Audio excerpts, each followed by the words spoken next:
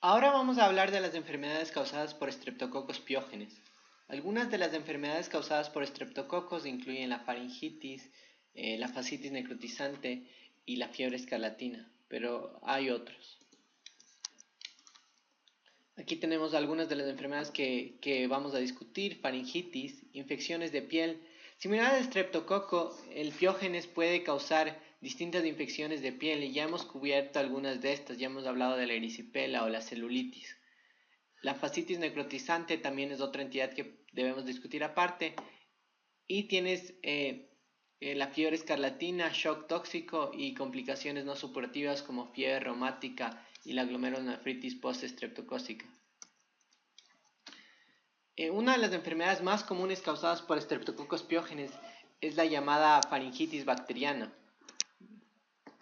¿Cómo se presenta un cuadro de faringitis bacteriana? Serían amígdalas hinchadas, purulentas. El paciente también va a estar con fiebre y linfadenopatía, es decir, los ganglios agrandados, porque se trata de una infección y hay inflamación. Cuando hay inflamación se agrandan los ganglios linfáticos. Hay que recordar que otros agentes pueden dar pus y también pueden dar faringitis. La gripe puede dar una faringitis viral. El Epstein-Barr, el virus del Epstein-Barr, también puede dar una faringitis viral. Y a veces se pueden confundir con un cuadro de estreptococos piógenes. Pero es importante distinguir entre las dos, porque en un caso sí estaría indicado antibióticos y en otros casos como virales no estaría indicado antibióticos.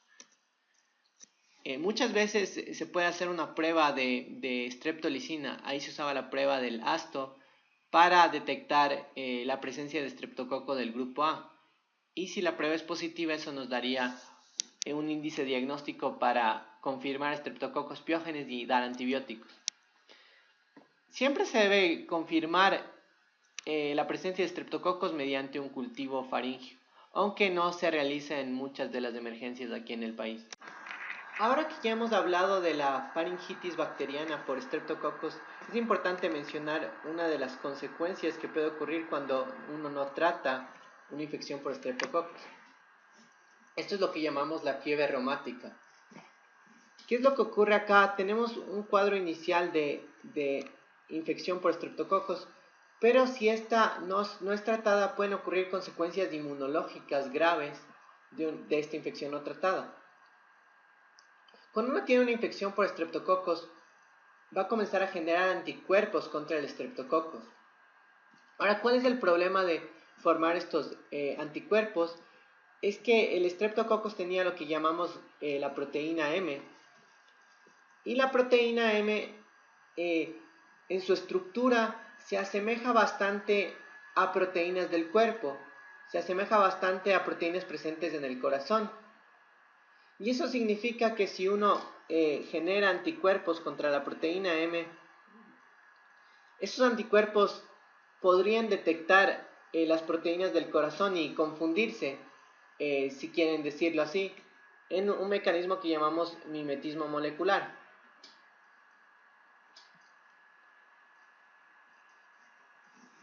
Y se va a formar una reacción cruzada de los anticuerpos que en vez de atacar al antígeno M van a atacar al corazón. Ese es un mecanismo de defensa que usan las bacterias porque se esconden creando antígenos que se asemejan al propio cuerpo. Evidentemente, la creación de estos anticuerpos puede generar complejos que pueden atacar distintas partes del cuerpo. La principal es del corazón, pero también pueden generar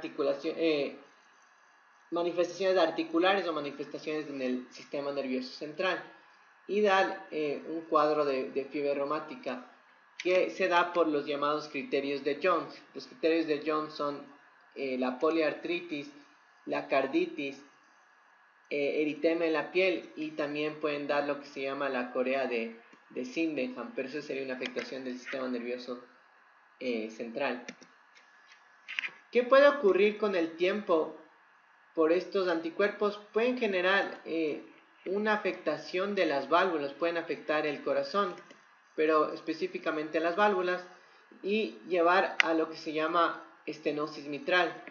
Miren, esta válvula de acá está totalmente abierta y comparen con esta válvula que está más pequeña. Esta válvula está estenosada. y crónicamente pueden llevar a falla cardíaca. Por lo tanto, es importante tratar la fiebre reumática a tiempo y por eso es importante reconocer faringitis bacteriana y dar penicilina. Otra de las infecciones que da el estreptococo es lo que se llama pioderma. Pioderma sería cualquier infección de la piel que da pus, pero tenías otras infecciones de piel que podían ocurrir por estreptococo, similar a estafilococo, la celulitis o el erisipela o inclusive el impétigo. Aquí lo que tenemos es un erisipela, es una placa eritematosa, es decir, está rojo, pero hay una buena demarcación. Y aquí también tienes rojo, pero tienes una demarcación entre el área afectada y el área no afectada. Ya revisamos con estafilococo cuáles eran las diferencias entre erisipela, celulitis, impétigo, y pueden revisar esa parte para que sepan bien esas definiciones. Una entidad que no habíamos estudiado con estafilococo y también es importante es lo que llamamos fascitis necrotizante. Si revisamos los mecanismos de virulencia del Streptococcus pyogenes, habíamos visto que poseía bastantes factores que le permitan destruir y penetrar a los tejidos. Eso significa que, digamos, si uno tiene un corte y penetra Streptococcus en esa región, puede comenzar a penetrar el tejido y eventualmente puede llegar a los músculos y causar lo que llamamos una miositis. Pero esto ocurre raras veces de una forma demasiado rápida, de una forma realmente fulminante y genera necrosis de la piel. Veamos este otro ejemplo de fascitis necrotizante. Aquí ya se ha penetrado al tejido y prácticamente va a necrosar el músculo y todo el tejido circulante.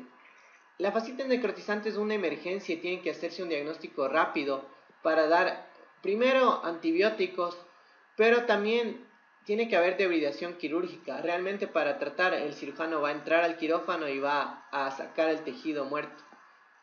Existen otros organismos que también pueden dar un cuadro similar, estafilococos, Bacillus gram negativos del Clostridium, y en la zona perineal y genital la fascitis necrotizante toma el nombre de gangrena de Fournier. Otra de las manifestaciones que puede ocurrir es la fiebre escarlatina. La fiebre escarlatina se produce por una exotoxina pirógena o eritrógena, que es lo que se llama las proteínas de SPE. Las proteínas de SPE pueden causar este cuadro de fiebre escarlatina y pueden dar lo que llaman la lengua de frambuesa, así que dan un cuadro de una lengua muy eritematosa y un rash que se disemina en el tronco y luego va hacia las extremidades. También es importante mencionar que este rash a veces le dicen como sandpaper, es decir, la piel queda como lija, tiene esa apariencia y se ha descrito eso en la fiebre escarlatina.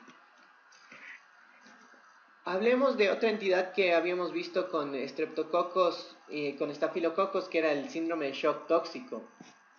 En el Staphylococcus aureus era causada por la TSCT1 y era causada por un superantígeno. Si recordábamos, los superantígenos actuaban sobreactivando el sistema inmune porque no requerían una presentación de antígeno para la activación de la célula T. En este caso va a ser la toxina eritrogénica, o sea, las proteínas de SPE pueden asociarse a síndrome de shock tóxico y las manifestaciones van a ser las mismas. Va a ser un cuadro de multisistémico, vómito, diarrea, fiebre, rash, hipotensión, la descamación de las palmas de las manos y una falla multiorgánica que lleva a la muerte del paciente. Ahora que hemos hablado de algunas de las enfermedades por estreptococos, hablemos de otra complicación no supurativa que ocurre por infección de estreptococos. Cuando hablamos de no supurativa se refiere a una infección, una enfermedad que no está causada directamente por estreptococos. Esta es otra entidad autoinmune que llamamos glomerulonefritis post-estreptocócica. La glomerulonefritis post-estreptocócica ocurre de nuevo tras una infección, generalmente de faringe o de piel. Esto es importante porque para la fiebre reumática tenía que ser una cepa que cause faringitis. Pero en cambio en la glomerulonefritis podía ser faringitis o podía ser una infección de piel. En todo caso, ¿qué es lo que ocurre? Frente a la infección por estreptococos, el cuerpo va a comenzar a producir anticuerpos y esos anticuerpos forman complejos con el antígeno y después básicamente se depositan en el glomérulo renal y tapan el riñón y ahí se activa el complemento y hay inflamación, es decir, hay destrucción del tejido. Esto es una complicación tardía. Para que se formen anticuerpos tienen que pasar algunas semanas, así que no esperen tener glomerulonefritis postestreptocócica al día siguiente de la faringitis, sino tiene que haber un antecedente de faringitis en el paciente. Y las manifestaciones van a ser manifestaciones renales, del edema facial es porque el riñón no funciona bien, el riñón controla el balance de líquidos. La hipertensión se da porque el riñón se afecta y se activa el sistema renina-angiotensina-aldosterona. Y la coluria y hematuria es básicamente sangre en la orina y da esta apariencia como negra y a veces pueden describir como orina de color Coca-Cola.